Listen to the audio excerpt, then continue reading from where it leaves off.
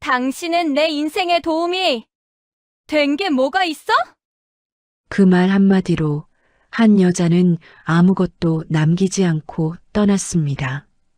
그리고 3년이 흘렀습니다. 차가운 아침, 지하철역 입구. 하얀 뻥튀기 연기 사이로 한 여자가 앉아 있습니다.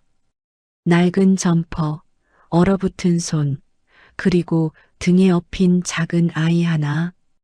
그 모습을 멀리서 바라보는 한 남자. 발걸음을 떼지 못한 채 그 자리에 서 있습니다. 여러분, 그 여자가 누구인지 상상이나 되십니까? 대한민국 재벌 회장의 전 아내였습니다. 그리고 그 순간 남자는 깨닫습니다. 자신이 버린 것은 아내 하나가 아니었다는 것을. 과연 그 3년 동안 그녀에게 무슨 일이 있었던 걸까요? 그리고 그 아이는 누구의 아이일까요? 지금부터 그 이야기를 들려드리겠습니다. 이야기 시작하기 전에 구독, 좋아요, 알림 설정 부탁드립니다. 올해도 사상 최대 실적입니다. 회장님. 비서의 목소리는 깔끔하고 단호했습니다. 강태준은 아무 말도 하지 않았습니다. 그저 통유리 너머 서울의 야경을 내려다볼 뿐이었습니다. 서울 도심 51층 강태준 그룹 본사 회장 집무실입니다. 이 도시에서 가장 높은 곳 중 하나에 위치한 이 방은 오늘 밤도 완벽하게 정돈되어 있었습니다. 원목 책상 위에는 서류 한 장 흐트러짐이 없었고 공기청정기는 소리도 없이 돌아가고 있었으며 창가에 놓인 난초 화분은 전문 관리업체가 주 2회 손질한 것이었습니다. 모든 것이 완벽했습니다. 지나칠 만큼. 강태준은 천천히 창가로 걸어갔습니다. 그의 구두굽이 대리석 바닥을 두드리는 소리가 조용한 집무실에 낮게 울렸습니다. 창밖으로는 수백만 개의 불빛이 반짝이고 있었습니다. 누군가의 저녁이 저 빛 안에 있었고, 누군가의 웃음이 저 빛 안에 있었으며, 누군가의 따뜻한 밥상이 저 빛 안에 있었습니다. 그는 그 모든 불빛을 내려다보았지만 어느 빛 하나도 자신의 것이라는 느낌이 들지 않았습니다. 여러분, 살다 보면 이런 날 있지 않습니까? 모든 걸 다 가진 것 같은데 정작 손을 뻗으면 아무것도 잡히지 않는 것 같은 그런 밤 말입니다. 올해 강태준 그룹의 연간 매출은 전년 대비 23% 성장했습니다. 계열사 수만 18개, 임직원 수 4만 2천 명, 제게 서열 5손가락 안에 드는 그룹의 수장. 강태준이라는 이름 석자는 그 자체로 하나의 브랜드였고 그 이름이 언론에 오르내리지 않는 날이 없었습니다. 그러나 오늘 이 51층 집무실 안에서 그 이름은 그저 텅 빈 호칭에 불과했습니다. 비서 이현수가 조용히 한 걸음 물러섰습니다. 그는 8년째 강태준의 곁을 지켜온 사람이었습니다. 회장의 커피 온도를 알고 회장의 침묵의 종류를 구별할 줄 알았으며 오늘 같은 날에는 아무 말도 하지 않는 것이 최선이라는 것을 오랜 경험으로 알고 있었습니다. 오늘은 회장의 생일이었습니다. 케이크는 오후 5시에 도착했습니다. 회사 총무팀에서 매년 빠짐없이 준비하는 것이었습니다. 작은 케이크 위에는 초가 하나 꽂혀 있었고 케이크 상자 안쪽 뚜껑에는 직원들의 서명이 가득했습니다. 정성스러운 손길이었습니다. 그러나 강태준은 그 케이크 상자를 열어보지도 않았습니다. 퇴근 시간이 지나고 집무실의 불이 하나둘 꺼져나갔습니다. 비서도 경호원도 수행팀도 모두 물러났습니다. 51층에는 오직 강태준 혼자만이 남았습니다. 그가 혼자 케이크 상자를 열었을 때는 밤 10시가 넘어서였습니다. 초에 불을 붙이는 손이 미세하게 흔들렸습니다.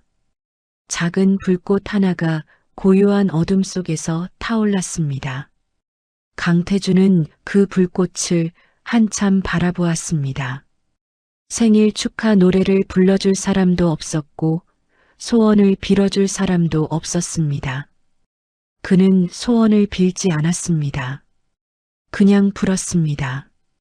불꽃은 허무하게 꺼졌고 희고 가느다란 연기 한 줄기가 천장을 향해 피어올랐다가 사라졌습니다. 인생사 참 알다가도 모를 일입니다. 저 많은 사람들의 생일 축하를 받을 수 있는 사람이 정작 자신의 생일날 저녁에는 이렇게 혼자 초를 끄고 있으니 말입니다. 강태준은 케이크를 먹지 않았습니다. 포크를 집어들었다가 다시 내려놓았습니다. 그 동작 하나에 지난 수십 년의 무게가 담겨 있는 것 같았습니다. 그는 자리에서 일어나 원목 책상의 오른쪽 서랍을 천천히 열었습니다. 서랍 안에는 중요한 서류들과 인감, 그리고 작은 메모 패드가 있었습니다. 그 아래 가장 깊숙한 곳에 봉투 하나가 있었습니다. 강태준의 손이 봉투 위에서 잠시 멈췄습니다. 손등에 굵은 혈관이 돋보였고 손마디마디의 거친 결이 세월을 증명하고 있었습니다. 한때 이 손으로 맨주먹을 쥐고 사업을 일궈냈고 이 손으로 계약서에 도장을 찍었으며 이 손으로 수많은 사람의 인생을 바꿔놓았습니다. 그러나 지금 이 손은 낡은 봉투 하나 앞에서 떨고 있었습니다. 그는 봉투를 꺼내지 않았습니다. 손끝으로 그 표면을 가볍게 후쳤을 뿐입니다. 봉투의 종이 결이 느껴졌습니다. 모서리가 조금 닳아 있었고 빛이 약간 발해 있었습니다. 꺼내지도 버리지도 못한 채 3년을 그 자리에 있었던 것입니다. 강태준은 천천히 서랍을 닫았습니다. 딸깍 하는 작은 소리가 고요한 집무실에 유난히 크게 울렸습니다. 그는 다시 창가로 갔습니다. 서울의 밤은 여전히 빛나고 있었습니다. 차가운 유리창에 이마를 살짝 기댔습니다. 유리는 차가웠습니다. 그 차가움이 오히려 선명하게 느껴졌습니다. 창밖에는 바람이 불고 있었고 저 아래 도로에는 퇴근길 차들이 줄지어 움직이고 있었습니다. 누군가는 지금 집으로 돌아가고 있을 것입니다. 누군가는 지금 가족과 저녁을 먹고 있을 것입니다. 누군가는 지금 오래된 사람의 이름을 부르고 있을 것입니다. 강태준은 그 이름을 속으로 불렀습니다. 소리내지 않았습니다. 그저 입술만 아주 미세하게 움직였을 뿐입니다. 보는 사람이 있었다면 무슨 말인지 알아볼 수 없었을 것입니다. 그러나 그것은 분명히 누군가의 이름이었습니다. 여러분, 우리는 살면서 때로 지워야 할 것들을 지우지 못하고 삽니다. 버려야 할 것들을 버리지 못하고 잊어야 할 것들을 잊지 못하고 그렇게 서랍 깊숙이 넣어둔 채로 세월을 보냅니다. 강태준에게 그 서랍 속 봉투는 바로 그런 것이었습니다. 시계가 자정을 가리켰습니다. 집무실의 간접 조명이 낮게 깔렸고 강태준의 옆얼굴이 그 빛 속에 조용히 놓였습니다. 주름진 눈과 굳게 담은 입술, 그리고 유리창에 비친 흐릿한 그의 눈빛. 그 눈빛 안에는 후회인지 그리움인지 아니면 그 둘이 섞인 무언가인지 알 수 없는 것이 조용히 가라앉아 있었습니다. 바로 그때였습니다. 집무실 문이 조심스럽게 열렸습니다. 당직 비서 이현수였습니다. 그는 문 앞에서 멈추어 서서 조심스럽게 말했습니다. 회장님, 내일 오전 외부 일정 중에 을지로 입구역 근처로 이동하시는 동선이 잡혀 있습니다. 확인 부탁드립니다. 강태준은 창밖을 바라보는 채로 낮게 답했습니다. 알겠다는 말인지 그냥 내뱉는 소리인지 구분하기 어려운 짧은 대답이었습니다. 비서는 조용히 물러났습니다. 문이 다시 닫혔습니다. 강태준은 그 말을 흘려들었습니다. 을지로 입구역. 그에게 그 이름은 그저 서울 한복판의 수백 개 지하철역 중 하나일 뿐이었습니다. 내일도 여느 날과 다름없는 하루가 될 것이라고 생각했습니다. 미팅이 있고 보고가 있고 결제가 있는 그런 하루. 그는 그렇게 생각했습니다. 그러나 내일 을지로 입구역 2번 출구 앞에서 그의 인생은 완전히 뒤집어질 것이었습니다. 당신은 내 인생에 도움이 된 게 뭐가 있어? 그 말은 칼이었습니다. 나를 세운 칼도 아니었습니다. 무심하게 던진 돌멩이 같은 말이었는데 맞은 사람의 가슴에는 칼보다 깊이 박혔습니다. 강태준은 그날 자신이 무슨 말을 했는지 기억하고 있었습니다. 아니, 정확히는 기억하고 싶지 않은데도 잊히지 않는 말이었습니다. 3년 전 겨울이었습니다. 강태준 그룹은 창사 이래 최대의 위기를 맞고 있었습니다. 계열사 중 하나가 분식회계 혐의로 검찰 수사를 받기 시작했고 주가는 사흘 연속 하한가를 쳤으며 언론은 매일 그룹의 이름을 대문짝만하게 올렸습니다. 강태준은 그 시절 하루에 4시간도 잠을 자지 못했습니다. 눈은 충혈되어 있었고 식사는 거르기 일쑤였으며 집에 들어오는 날보다 집무실 소파에서 쪽잠을 자는 날이 더 많았습니다. 그날 밤도 마찬가지였습니다. 자정이 넘어 귀가한 강태준의 얼굴은 잿빛이었습니다. 현관에서 구두를 벗는 손이 무거웠습니다. 거실에는 불이 켜져 있었고 오연수가 소파에 앉아 있었습니다. 그녀는 잠을 자지 않고 기다리고 있었습니다. 30년 동안 그래왔던 것처럼 식탁 위에는 국이 담긴 냄비가 올려져 있었습니다.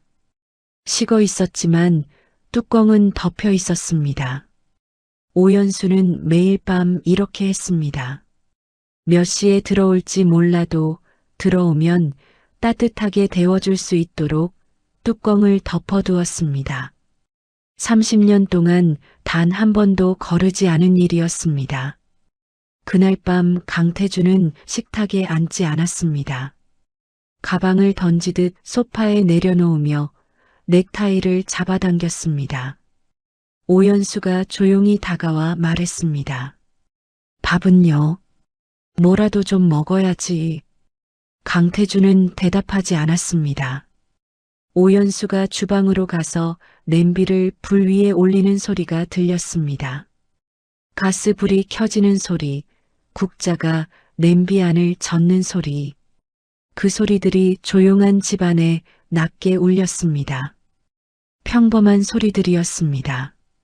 그러나 그날 밤에 강태준에게 그 소리들은 어떤 이유에서인지 참을 수 없이 느껴졌습니다. 여러분, 사람이 극도로 지쳐 있을 때는 가장 가까운 사람에게 상처를 주게 되어 있습니다. 그것이 인간의 가장 못난 모습이라는 걸 우리는 모두 알고 있습니다.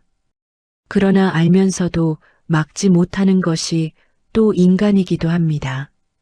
오연수가 국그릇을 들고 식탁으로 오면서 말했습니다. 태준 씨, 요즘 너무 무리하는 거 아니에요. 얼굴이. 강태준이 그 말을 잘랐습니다. 차갑고 낮은 목소리였습니다. 당신은 내 인생에 도움이 된 게 뭐가 있어? 집안이 조용해졌습니다. 냄비 속 국이 끓는 소리만이 주방에서 들려왔습니다. 오연수는 멈추어 섰습니다. 국그릇을 식탁 위에 내려놓는 그 짧은 동작이 몹시 천천히 이루어졌습니다. 그릇이 식탁에 닿는 소리가 작게 울렸습니다. 오연수는 아무 말도 하지 않았습니다. 강태준도 더 이상 말하지 않았습니다.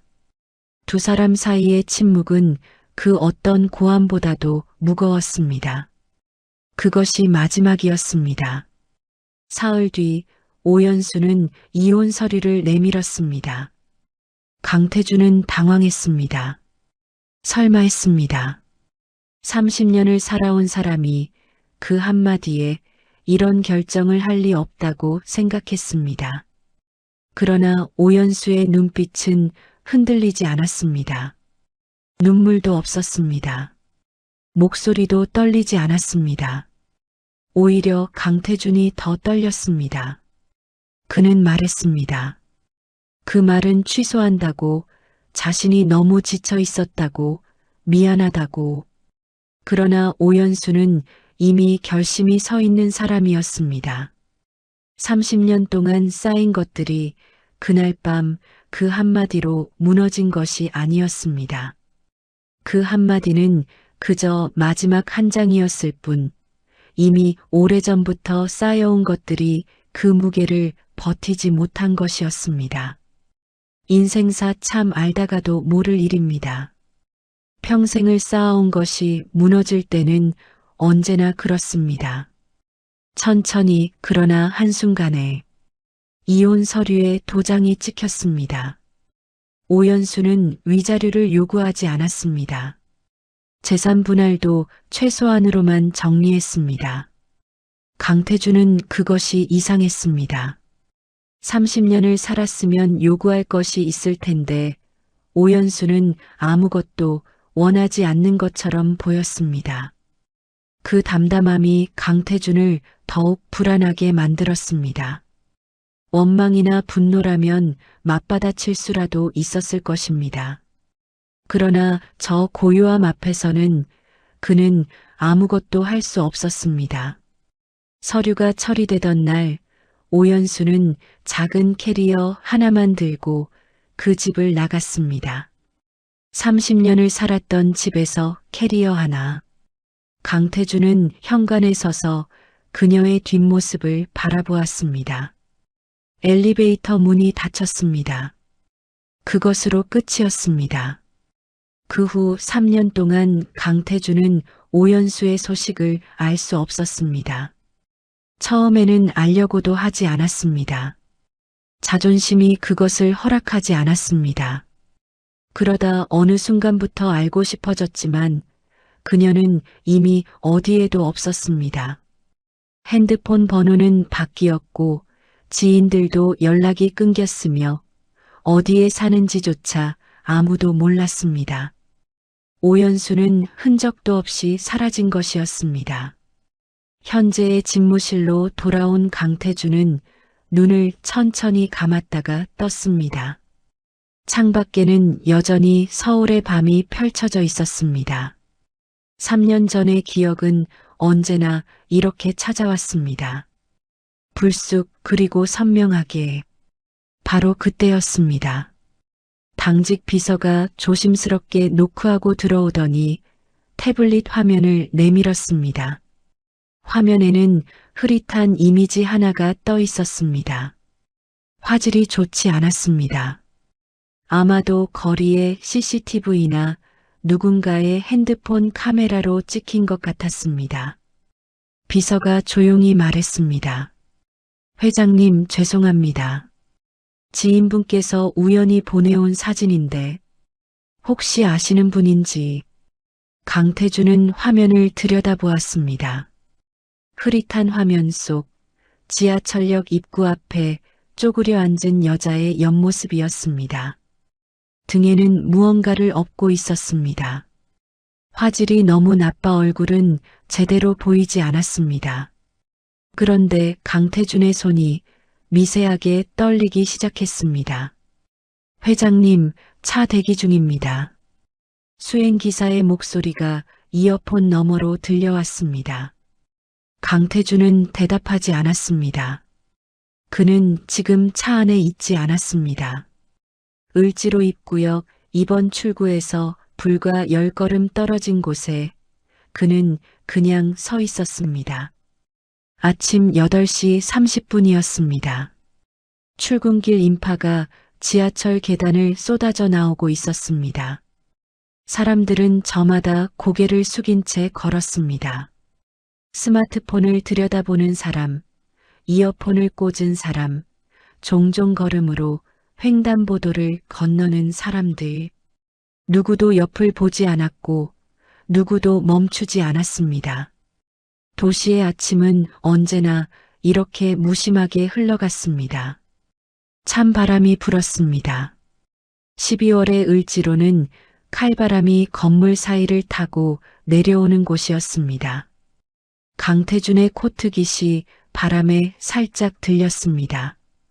그는 코트깃을 여미지 않았습니다. 추위를 느끼지 못하는 것처럼 보였습니다. 그의 시선은 한 곳에 고정되어 있었습니다. 지하철 2번 출구 왼편 계단 난간 옆 모퉁이였습니다. 그곳에 낡은 뻥튀기 기계가 놓여 있었습니다. 기계는 오래된 것이었습니다. 군데군데 녹이 슬었고 바퀴 한쪽은 벽돌로 괴어 놓았으며 기계 옆에는 투명 비닐봉지에 담긴 뻥튀기들이 줄지어 걸려 있었습니다. 기계에서는 하얀 연기가 조용히 피어오르고 있었습니다. 차가운 아침 공기 속에서 그 연기는 유난히 도드라져 보였습니다. 그리고 그 앞에 여자가 있었습니다. 낡은 감색 점퍼를 입고 있었습니다. 무릎 아래까지 내려오는 패딩 바지에 낡은 운동화를 신고 있었습니다. 머리는 뒤로 대충 묶여 있었고 귀 뒤로 삐져나온 머리카락이 바람에 흔들렸습니다. 그녀는 작은 플라스틱 의자에 앉아 뻥튀기 봉지를 손질하고 있었습니다. 손가락은 빨갛게 얼어 있었습니다. 장갑을 끼지 않은 맨손이었습니다. 그 손이 비닐봉지에 매듭을 묶는 동작이 느리지 않았습니다. 오래 익숙해진 사람의 손놀림이었습니다. 그런데 그 여자의 등에 아기가 있었습니다. 아기띠로 단단하게 묶인 작은 생명이었습니다. 아기는 엄마의 등에 얼굴을 묻은 채 잠들어 있었습니다. 볼이 포동포동하고 입술이 작게 오물거리는 것이 깊은 잠에 빠진 것이 분명했습니다. 엄마의 등에서 피어오르는 온기 때문인지 아기의 뺨에는 열꽃처럼 붉은 기운이 돌았습니다. 아기의 작은 손이 엄마의 점퍼 등판을 꼭 쥐고 있었습니다. 자면서도 놓지 않는 손이었습니다. 강태준은 그 장면을 보는 순간 숨이 멎었습니다. 세상이 멈춘 것 같았습니다. 출근길 인파의 발걸음 소리도 지하철 역사 안에서 울려 퍼지는 안내 방송도 거리를 지나는 차 소리도 전부 한꺼번에 사라지는 것 같았습니다. 강태준의 귀에는 오직 한 가지 소리만 들렸습니다. 뻥튀기 기계에서 곡식이 튀겨지는 낮고 묵직한 소리, 그리고 그 소리 사이로 잠든 아기의 고른 숨소리, 여자의 옆얼굴이 보였습니다. 찬바람에 뺨이 빨갛게 물들어 있었습니다. 눈가에 잔주름이 생겼습니다. 예전보다 야위었습니다. 머리카락도 예전보다 많이 상해 있었습니다. 그러나 그 윤곽은, 그 콧날에 서는 그 인매의 모양은 강태준이 30년 동안 보아온 것과 조금도 다르지 않았습니다. 오연수였습니다. 강태준 그룹 회장 강태준의 전 아내. 위자료도 받지 않고 사라진 여자. 3년 동안 아무도 어디 있는지 몰랐던 그 사람이 지금 을지로 입구역 2번 출구 앞에서 아기를 등에 업고 뻥튀기를 팔고 있었습니다. 여러분, 살다 보면 이런 순간이 있습니다.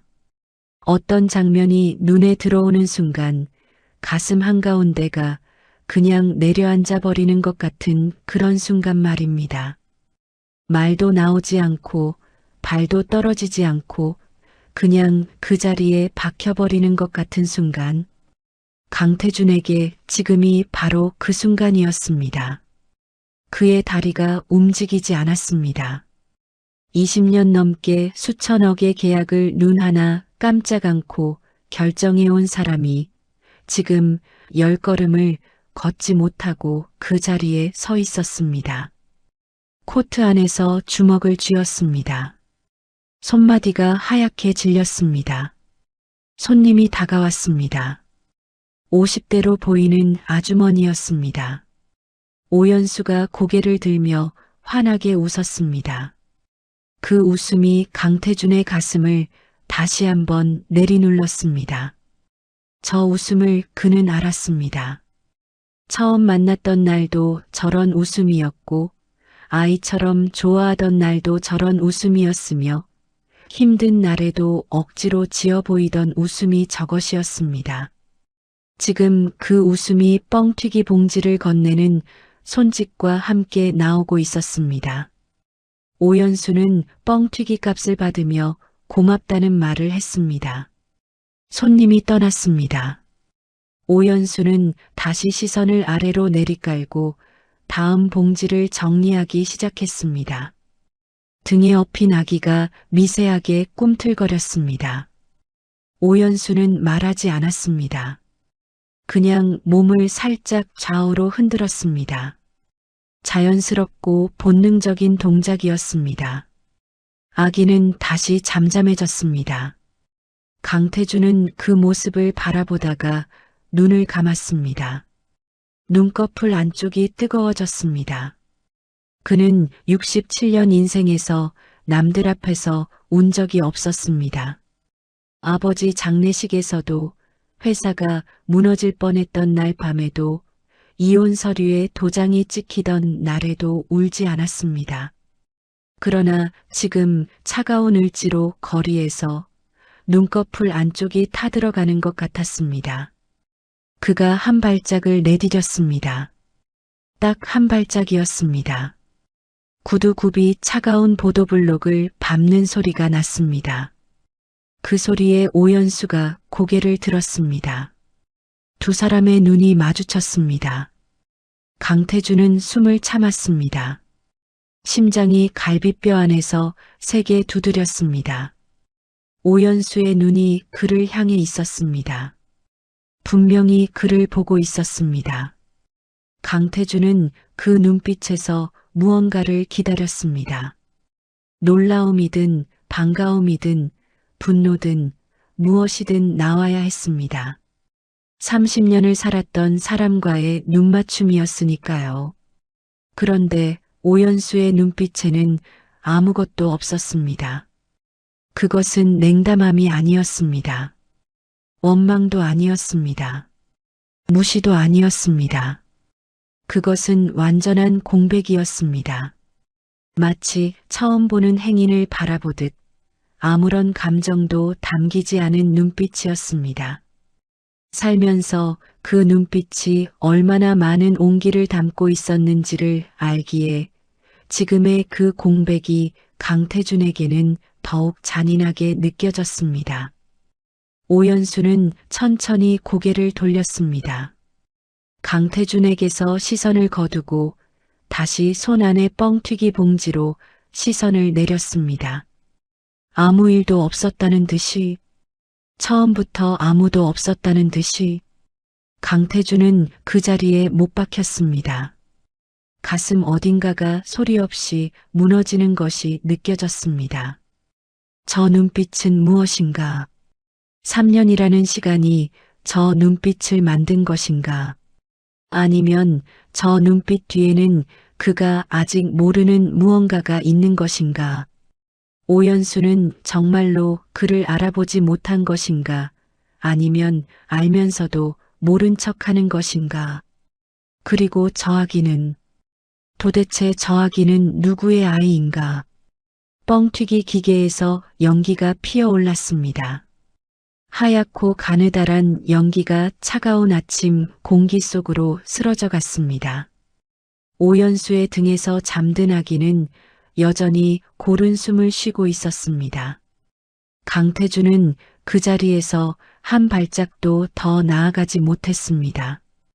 그저 바라볼 뿐이었습니다. 대한민국에서 손꼽히는 재벌 회장이 지금 이 순간만큼은 아무것도 아닌 사람이었습니다. 차가운 바람이 여전히 을지로 골목을 스치고 지나가고 있었습니다. 그러나 강태준에게는 더 이상 추위가 느껴지지 않았습니다. 몸이 얼어붙은 것이 아니라 감각 자체가 멈춘 것처럼 느껴졌습니다. 눈앞의 장면이 현실인지 아닌지조차 분간이 되지 않았습니다. 그는 결국 발걸음을 떼지 못한 채 한참을 그 자리에 서 있었습니다. 오연수는 그를 보지 않았습니다.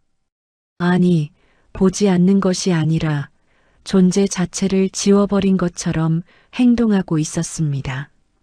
손님이 오면 웃었고 돈을 받으면 고개를 숙였으며 아기가 뒤척이면 몸을 흔들었습니다.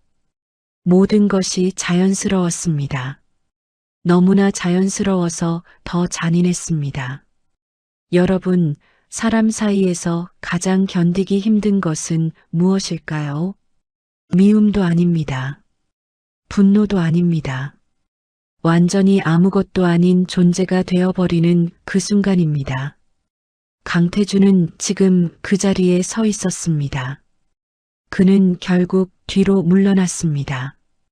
더 가까이 갈 수 없었습니다. 아니, 갈 자격이 없다는 생각이 들었습니다.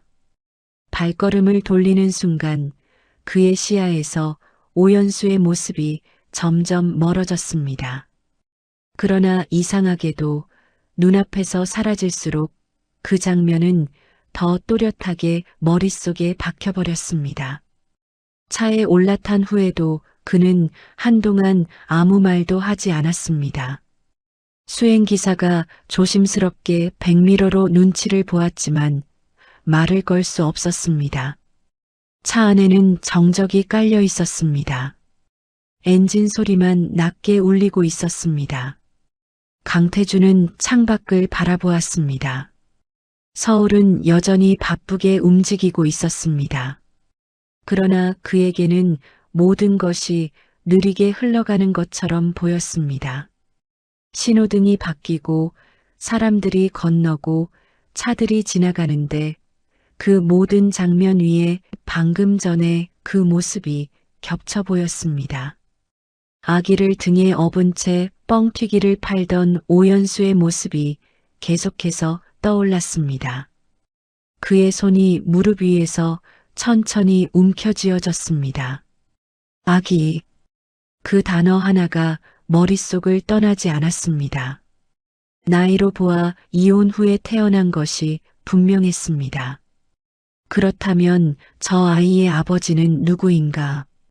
강태준의 가슴 깊은 곳에서 설명하기 어려운 감정이 올라왔습니다. 분노인지 허탈함인지 아니면 질투인지 모를 감정이었습니다. 그러나 그 감정은 오래가지 못했습니다. 곧 다른 생각이 그 자리를 대신했습니다. 그녀가 저렇게 살고 있다는 사실, 그것 하나만으로도 이미 충분히 무너지고 있었기 때문입니다. 회사에 도착한 후에도 그는 아무 일도 하지 못했습니다. 보고서가 올라왔지만 읽히지 않았고 임원들이 들어와 설명을 했지만 귀에 들어오지 않았습니다. 회의 중에도 그의 시선은 자꾸 허공으로 흘러갔습니다. 결국 그는 회의를 중단시켰습니다. 그날 강태준은 생애 처음으로 업무를 이유 없이 멈춘 사람이 되었습니다. 저녁이 되자 그는 비서를 불렀습니다. 목소리는 낮았지만 분명했습니다. 오연수에 대해 알아보라는 지시였습니다. 비서는 잠시 머뭇거렸습니다. 3년 동안 단 한 번도 입에 올리지 않았던 이름이었습니다. 그러나 그는 고개를 숙이며 알겠다고 답했습니다. 그날 밤 강태준은 집으로 돌아가지 않았습니다. 집무실에 혼자 남았습니다. 불을 끄지 않았습니다. 소파에도 앉지 않았습니다. 창가에도 서지 않았습니다. 그저 책상 앞에 앉아 있었습니다. 시간이 흘렀습니다. 시계가 한 바퀴를 돌았습니다. 그리고 새벽이 가까워질 무렵 비서가 다시 문을 두드렸습니다. 자료를 들고 들어왔습니다. 강태준은 아무 말 없이 그것을 받아들었습니다. 서류는 두껍지 않았습니다. 오히려 너무 얇았습니다. 그는 한 장씩 넘겼습니다. 이혼 이후의 행적, 거주지, 생활 기록, 그리고 그는 손을 멈췄습니다. 연수는 이혼 후 혼자였습니다. 재혼 기록이 없었습니다. 동거 흔적도 없었습니다. 주변인 진술에서도 남자의 존재는 확인되지 않았습니다. 완전히 혼자였습니다. 강태준의 눈썹이 미세하게 움직였습니다. 그렇다면 그는 마지막 장을 넘겼습니다. 거기에는 단 한 줄이 적혀 있었습니다. 아기의 출생 연도. 그 숫자를 보는 순간 강태준의 손에서 서류가 떨어졌습니다. 바닥에 종이가 흩어졌습니다. 그는 그대로 움직이지 않았습니다. 눈동자가 흔들렸습니다. 그 숫자는 너무나 익숙한 시간이었습니다. 그는 기억해냈습니다. 이혼하기 직전의 겨울, 그 마지막 밤, 서로 아무 말도 하지 않았던 그날, 그의 숨이 거칠어졌습니다. 이건 말이 되지 않는다고 머리는 부정하고 있었지만 가슴은 이미 알고 있었습니다. 강태준은 천천히 고개를 떨궜습니다. 손이 떨렸습니다. 그리고 아주 작게 아무도 듣지 못할 정도로 낮은 목소리가 흘러나왔습니다. 이게 말이 되나? 그의 눈앞에 다시 그 장면이 떠올랐습니다.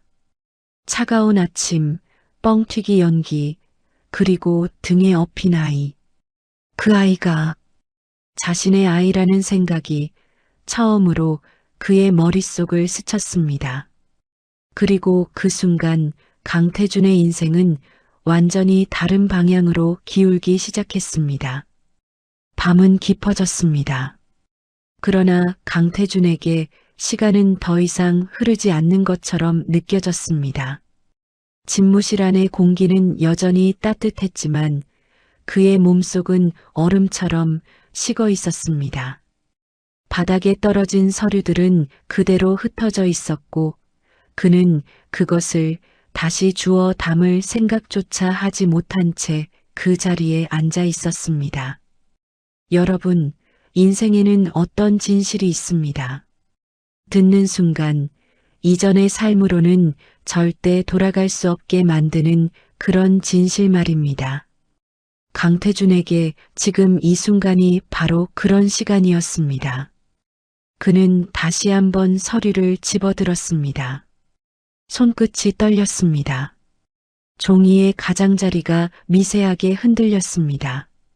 눈으로는 글자를 읽고 있었지만 머릿속에서는 이미 모든 것이 연결되고 있었습니다. 이혼 직전의 겨울, 오연수의 침묵, 아무것도 요구하지 않았던 이유, 그리고 지금 그 아이의 나이까지 퍼즐 조각이 하나씩 맞춰지고 있었습니다. 그는 천천히 눈을 감았습니다.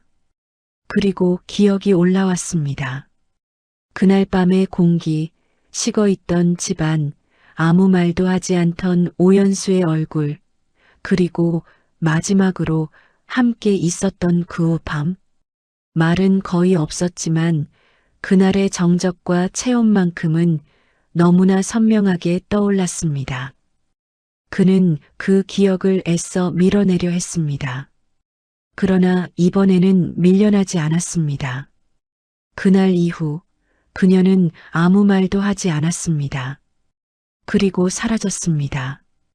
강태준의 가슴 깊은 곳에서 무언가가 무너져 내렸습니다. 단순한 후회가 아니었습니다. 단순한 미안함도 아니었습니다. 그것은 훨씬 더 무겁고 훨씬 더 깊은 것이었습니다. 그는 천천히 몸을 앞으로 숙였습니다. 두 손으로 얼굴을 감쌌습니다. 손바닥 안쪽이 뜨거워졌습니다. 그리고 그 순간 그에게서 처음으로 소리가 새어나왔습니다. 아무도 없는 집무실에서 그 거대한 공간 한가운데서 그는 소리를 죽이지 못했습니다. 짧고 거칠게 끊어지는 숨소리. 그것이 점점 무너져 내리는 소리로 바뀌었습니다. 그는 울고 있었습니다. 평생을 단 한 번도 무너지지 않았던 사람이 이제야 무너지고 있었습니다. 여러분, 사람은 언제 울까요? 억울해서도 아니고 화가 나서도 아닙니다. 되돌릴 수 없다는 걸 알았을 때, 그때 비로소 울게 됩니다. 강태준은 지금 그 자리에 있었습니다. 그는 자신이 무엇을 잃었는지 그제야 정확하게 알게 되었습니다. 아내 한 사람을 잃은 것이 아니었습니다. 자신의 아이를, 자신의 시간을, 자신의 인생의 한 부분을 통째로 잃어버린 것이었습니다. 그것도 아무것도 모른 채로. 그 사실이 그를 더욱 짓눌렀습니다. 오연수는 왜 말하지 않았을까? 왜 단 한마디도 하지 않았을까? 그 질문이 머릿속을 맴돌았습니다. 그러나 곧 답이 떠올랐습니다. 그가 했던 그 말. 당신은 내 인생에 도움이 된 게 뭐가 있어? 그 말 하나로 모든 것이 설명되었습니다. 오연수에게 그 말은 단순한 상처가 아니었습니다. 자신의 존재 자체를 부정당한 순간이었습니다. 30년을 함께 살아온 시간 전체가 부정당한 것이었습니다. 그녀는 그 순간 결심했을 것입니다. 이 아이만큼은 어떤 말로도 부정당하지 않게 하겠다고, 어떤 환경에서도 누구에게도 휘둘리지 않게 하겠다고. 그 결심 하나로 그녀는 모든 것을 내려놓았을 것입니다. 돈도, 집도, 이름도, 그리고 그에게서도 완전히 사라졌을 것입니다. 강태준의 손이 책상 위를 짚었습니다. 힘이 들어갔습니다. 손등의 핏줄이 도드라졌습니다. 그는 고개를 들었습니다. 눈이 붉게 충혈되어 있었습니다. 그는 천천히 자리에서 일어났습니다. 그리고 창가로 걸어갔습니다. 서울의 밤이 다시 눈앞에 펼쳐졌습니다. 수많은 불빛들이 여전히 반짝이고 있었습니다. 그러나 이번에는 그 불빛이 다르게 보였습니다. 그 안에는 누군가의 삶이 있었고, 누군가의 가족이 있었고, 누군가의 아이가 있었습니다. 그리고 그 모든 것에서 그는 자신이 완전히 배제되어 있다는 사실을 처음으로 실감했습니다. 그는 유리창에 손을 댔습니다. 차가운 감촉이 손바닥을 타고 올라왔습니다. 그 차가움이 오히려 정신을 또렷하게 만들었습니다. 그는 조용히 입을 열었습니다. 아무도 듣지 않는 공간에서 처음으로 진심이 흘러나왔습니다. 미안하다. 그 한마디였습니다. 그러나 그 한마디에는 3년의 시간과 30년의 삶이 모두 담겨 있었습니다. 그는 한참을 그렇게 서 있었습니다. 그리고 천천히 돌아섰습니다. 책상 위에 놓인 서류들을 다시 한번 바라보았습니다. 그리고 결심했습니다. 이번에는 도망치지 않겠다고. 이번에는 모른 척하지 않겠다고. 이번에는 늦었더라도 끝까지 가보겠다고. 그는 인터폰을 눌렀습니다. 비서가 응답했습니다. 그의 목소리는 이전과 달랐습니다. 낮았지만 분명했고 흔들림이 없었습니다. 내일 일정 전부 비워. 잠시 정적이 흘렀습니다. 비서가 다시 물었습니다. 전부 말씀이십니까? 강태준은 잠시도 망설이지 않았습니다. 전부. 그리고 덧붙였습니다. 차는 필요 없다. 그는 더 이상 차 안에서 바라보는 사람이 되고 싶지 않았습니다. 직접 걸어가야 했습니다. 직접 그 자리에 서야 했습니다. 직접 마주해야 했습니다. 그는 다시 서랍을 열었습니다. 그동안 꺼내지 못했던 그 봉투를 이번에는 꺼냈습니다. 천천히, 아주 천천히 봉투를 열었습니다. 안에는 한 장의 사진이 있었습니다. 젊은 시절의 오연수가 웃고 있었습니다. 그 웃음은 지금 을지로에서 보았던 그 웃음과 같았습니다. 그러나 동시에 전혀 달랐습니다. 그때의 웃음에는 아무것도 짊어지지 않은 가벼움이 있었고 지금의 웃음에는 모든 것을 짊어진 무게가 있었습니다. 강태준의 손이 사진 위에서 멈췄습니다. 그는 사진을 한참 바라보았습니다. 그리고 아주 조용하게 말했습니다. 연수야. 그 이름을 이번에는 소리 내어 불렀습니다. 그 한마디가 공기 속에 흩어졌습니다. 그러나 그에게는 분명히 들렸습니다. 그는 사진을 다시 봉투에 넣지 않았습니다. 손에 쥔 채로 책상 위에 내려놓았습니다. 이번에는 숨기지 않겠다는 뜻이었습니다. 그는 불을 끄지 않았습니다. 그대로 의자에 앉았습니다. 눈을 감지 않았습니다. 밤을 그대로 견디기로 한 사람처럼 그는 그 자리에 앉아 있었습니다. 창밖이 조금씩 밝아오기 시작했습니다. 새벽이 지나고 있었습니다. 그리고 그날 아침, 강태준은 다시 을지로로 향할 것입니다. 그러나 이번에는 멀리서 바라보는 사람이 아닐 것입니다. 그는 걸어갈 것입니다. 그녀에게로, 그리고 그 아이에게로. 그러나 그가 다가간다고 해서 모든 것이 돌아오는 것은 아닐 것입니다. 어쩌면 그는 또다시 거절당할지도 모릅니다. 어쩌면 그녀는 끝까지 그를 외면할지도 모릅니다. 어쩌면 그 아이는 그를 아버지라고 부르지 않을지도 모릅니다. 그 모든 가능성 앞에서 그는 처음으로 두려움을 느끼고 있었습니다. 그러나 그럼에도 불구하고 그는 가야만 했습니다. 그것이 지금의 그에게 남은 유일한 선택이었기 때문입니다. 아침 공기가 아직 차가운 시간입니다. 해는 완전히 떠오르지 않았고 서울의 골목은 밤과 낮 사이 어딘가에 머물러 있는 듯 했습니다. 강태준은 차를 타지 않았습니다. 수행기사도 비서도 부르지 않았습니다. 코트 단추를 잠그고 혼자 걸었습니다. 여러분, 어떤 길은 차로 가면 안 됩니다. 반드시 걸어가야 하는 길이 있습니다. 그래야만 그 길의 무게를 온몸으로 느낄 수 있기 때문입니다.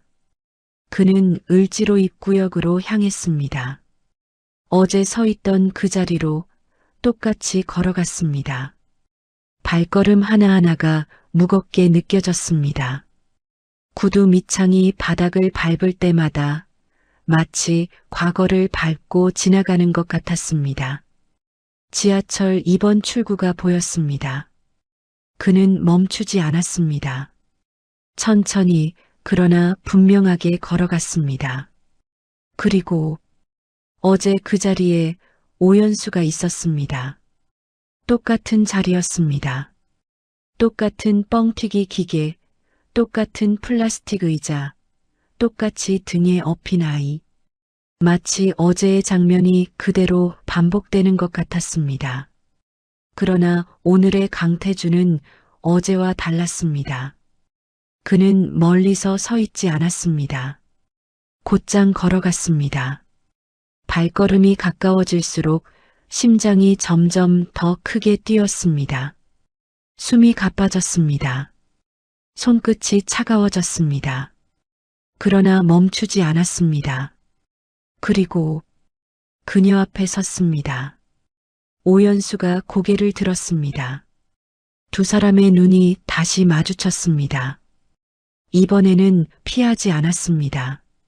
강태준의 입술이 천천히 열렸습니다.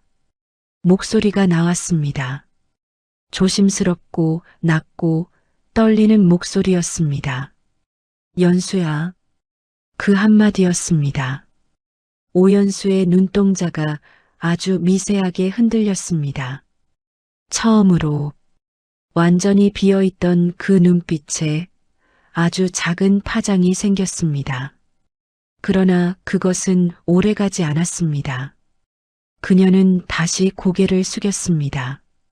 그리고 아무 일도 없다는 듯이 뻥튀기 봉지를 정리했습니다. 강태준은 그 자리에서 움직이지 않았습니다. 그는 다시 말했습니다. 이번에는 조금 더 또렷하게. 연수야 나다. 정적이 흘렀습니다. 사람들은 여전히 지나가고 있었고 지하철은 계속해서 사람들을 쏟아내고 있었습니다. 그러나 그 두 사람 사이의 공간만큼은 완전히 멈춰 있었습니다. 오연수의 손이 멈췄습니다. 그리고 아주 천천히 고개를 들었습니다. 이번에는 눈을 피하지 않았습니다. 그녀의 눈에는 감정이 있었습니다. 그러나 그것은 반가움이 아니었습니다. 분노도 아니었습니다. 그것은 아주 오래 쌓여서 굳어버린 무언가였습니다. 그녀가 입을 열었습니다. 짧았습니다. 왜 왔어요? 그 한마디였습니다. 강태준의 목이 막혔습니다. 할 말은 많았지만 아무 말도 나오지 않았습니다. 사과를 해야 했습니다. 설명을 해야 했습니다. 그러나 그 모든 말이 너무 늦었다는 것을 그는 이미 알고 있었습니다. 그래서 그는 다른 말을 했습니다. 아이 누구냐? 그 말이 입 밖으로 나오는 순간 그는 스스로도 그 질문이 얼마나 비겁한지 알았습니다.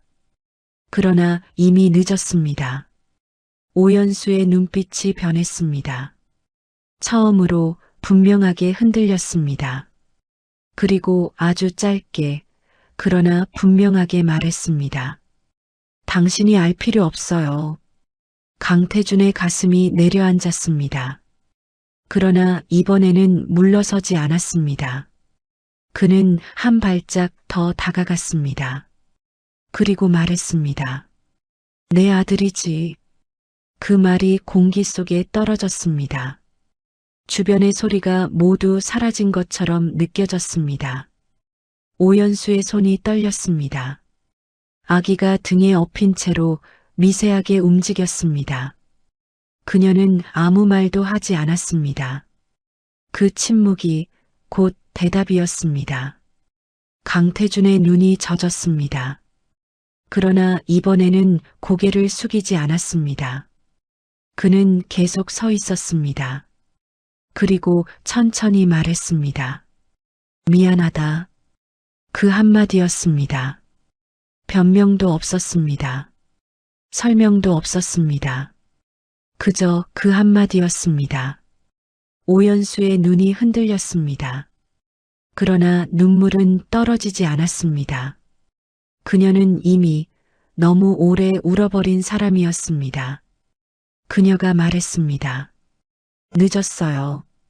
그 말은 조용했지만 분명했습니다. 돌아갈 수 없는 시간을 알고 있는 사람의 목소리였습니다. 강태준은 고개를 끄덕였습니다. 알고 있었습니다. 이미 너무 늦었다는 것, 돌아갈 수 없다는 것, 다시 시작할 수 없다는 것. 그는 그것을 받아들였습니다. 그리고 마지막으로 말했습니다.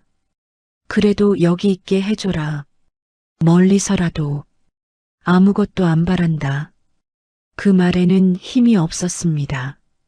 그러나 진심이 있었습니다. 오연수는 한동안 아무 말도 하지 않았습니다. 그저 그를 바라보았습니다. 그리고 아주 천천히 고개를 돌렸습니다. 허락도 거절도 아니었습니다. 그러나 이번에는 완전히 외면하지는 않았습니다. 그것으로 충분했습니다.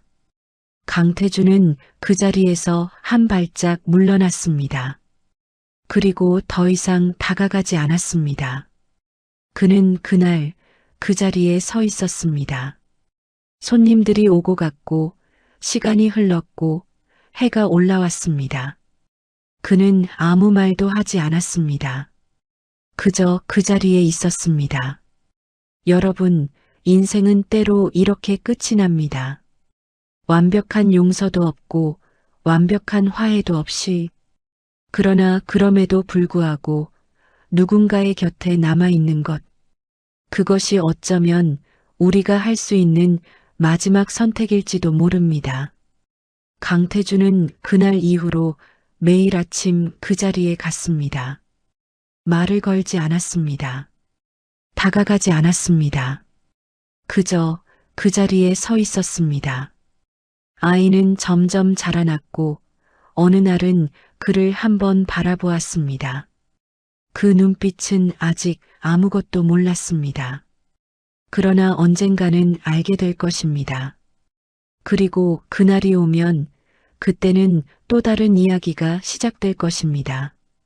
강태준은 더 이상 회장이라는 이름으로 살지 않았습니다. 그는 그냥 한 사람으로 그 자리에 서 있었습니다.